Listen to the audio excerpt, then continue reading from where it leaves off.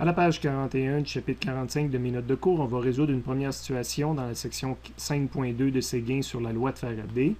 La situation 1, puis on va y inclure la question instantanée 1, qui s'intitule « L'électromotrance induite dans un générateur linéaire » et dont je vous invite à lire le libellé à la page 431 de Séguin.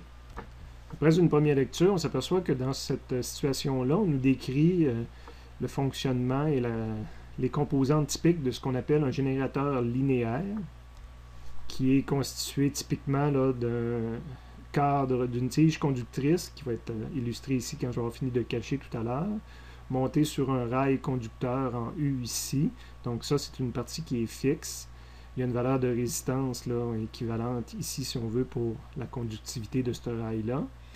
Et la tige ici est mobile, je peux la faire déplacer.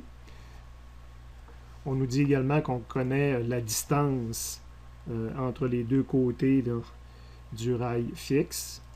Ici, c'était ma valeur de résistance. Et que pour faire fonctionner un générateur linéaire, ben, on met tout ça dans un champ magnétique. Donc ça, c'est le champ B. Donc rentrant dans l'écran ou dans la page si on veut. Et que si je déplace avec une certaine vitesse, donc ça prend une force extérieure quelconque qui vient déplacer la tige en jaune, ben, je vais induire du courant dans ça. Donc, c'est une génératrice, je vais produire du courant. Si on revient aux données du problème, donc on avait une résistance. Ici, c'est un problème sans calcul, sans chiffre. Donc, on a une résistance qu'on peut considérer comme connue dans un générateur linéaire. On a une distance entre les deux rails horizontales qu'on considère connue. Évidemment, il faut connaître la valeur de B. Et également la vitesse. Le courant que je vais induire va dépendre de à quelle vitesse je tire ma tige. Donc, si on connaît toutes ces données-là, on peut déterminer une formule et calculer la force électromotrice induite qui va pouvoir circuler là, dans le carré ici ou le rectangle là, conducteur. Évidemment, on peut déterminer, à partir du moment où on connaît la force électromotrice, ben, si on connaît la résistance du circuit qui conduit du courant, on peut en déterminer le courant induit. Et en la question instantanée, on nous demandait en plus de donner le sens à la fois du courant induit, qu'on a calculé en B, et de la force magnétique que va subir la tige.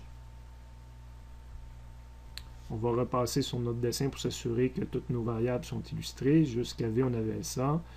E induit, on va en déterminer le sens pour pouvoir le dessiner. À partir de la section 5.1 de Séguin de la loi de Lenz, bon, c'est ça qu'on va appliquer à ce moment-ci. Si je déplace la tige orange avec une certaine vitesse, l'aire du rectangle ici, puis c'est cette aire-là, c'est là qu'il est, le cadre qui attrape du champ B, ben le A va augmenter, donc la quantité de champ que j'attrape va augmenter, le flux magnétique va augmenter. Donc en tassant ma tige, là j'ai mon A qui augmente. Si j'ai une variation de flux magnétique, donc de la quantité de champ B que j'attrape, cela va induire une force électromotrice de façon telle à ce que cette force-là s'oppose justement à la variation qu'on observe. Donc là, le champ est rentrant dans le cadre et ce champ-là augmente. Donc si je veux contrer cette augmentation-là de champ rentrant, si je veux le neutraliser, ça me prendrait un champ induit sortant. Donc mon B induit serait de ce sens-là. L'augmentation n'est pas vraiment nécessaire pour la compréhension du problème, juste de dessiner que je vais avoir un B induit sortant. Ça vient compenser l'augmentation de B rentrant qui augmente. Et pour avoir un B induit sortant, ça prend un courant qui circule sur le cadre, règle de la main droite. Mon point représente le courant, mon pouce le B. Donc, il faut que je mette mon point avec le pouce sortant. Le courant va circuler de cette façon-là. Le I induit, je l'ai dessiné ici, va être comme ça. Ce qui veut dire qu'il y a une force électromotrice qui entraîne le courant à circuler de cette façon-là. Pendant que je suis sur le dessin puis j'ai ma main droite prête à travailler, on va identifier aussi le sens de la force magnétique parce que maintenant, il y a du courant sur le fil jaune ici. Donc, un courant qui est situé et qui se déplace dans un champ magnétique va créer une force magnétique, va ressentir une force magnétique. Donc, il faut revenir en arrière jusqu'au chapitre 42. Je suis dans le résumé. Donc, chapitre 42, on avait vu s'il y a du courant sur un fil dans un champ magnétique, il y a une force magnétique. C'est ce concept-là qu'on nous demande d'appliquer. Donc, de retour à mon problème, j'ai un courant ici sur la tige. Donc, mon bras et ma main sont pointés vers le haut. Mes doigts vont se fermer pour aller chercher le B. Donc, il faut que mes doigts se ferment rentrant dans l'écran. Ben, mon pouce, si vous faites ça, si vous arrivez à faire ça en même temps que je le dis, le pouce pointe sur le côté ici. Donc, quand je vais tirer, il va falloir que je lutte contre cette force-là. Donc, ça ne sera pas facile à tirer. Ben, ce ne sera pas nécessairement difficile non plus, là, mais je vais sentir que je travaille parce que je lutte contre une force. Premier point d'interrogation, le E induit. Donc, on va aller voir dans le résumé, chapitre 45, la loi de Faraday. À la deuxième page du chapitre 45, la loi de Faraday vient nous expliquer comment on peut induire du courant en faisant des variations de flux. Donc, je vais copier ça dans ma solution. Donc, c'est la première équation que j'ai transcrite ici. Je vais également aller chercher dans le résumé. Je pourrais réouvrir le résumé, mais ça me prend une définition ou une formule pour calculer le phi. Donc, il y en a une qui dit que c'est le B perpendiculaire fois le A. Puis dans ce problème-là, ben, c'est le fun. Tout le B est totalement perpendiculaire. Donc, je tombe justement que ça, je prends juste la valeur de B. Et l'air, comment je peux calculer l'air? Ben, je connais un côté du rectangle, c'est le L qui est ici. Et il faudrait que je détermine l'autre côté. Nous allons l'appeler par un éclair de génie X. Donc, ça me fait X fois L. Ici, un petit éclair de génie. Là. Évidemment, ce n'est pas des problèmes sans chiffres.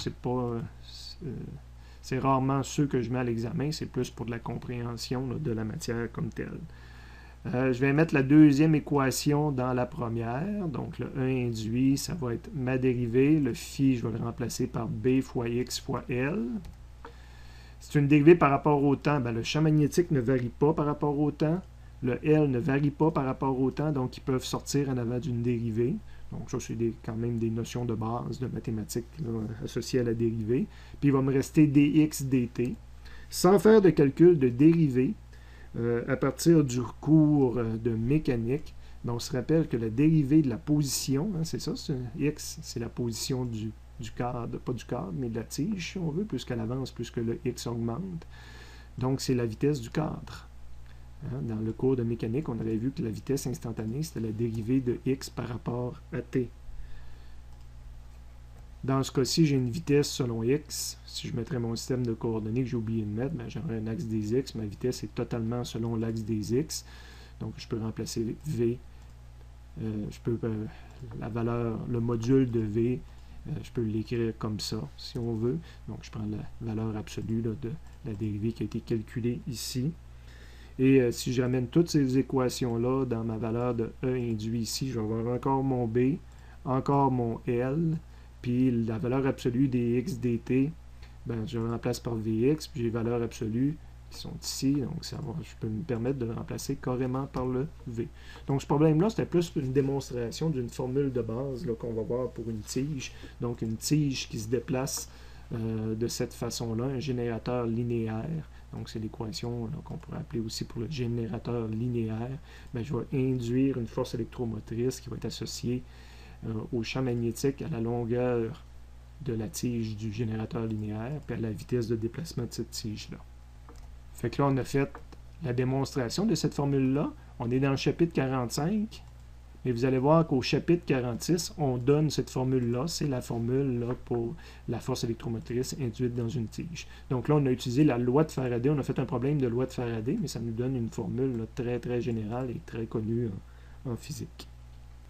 On nous demandait également, deuxième point d'interrogation, de calculer le I induit en ampères.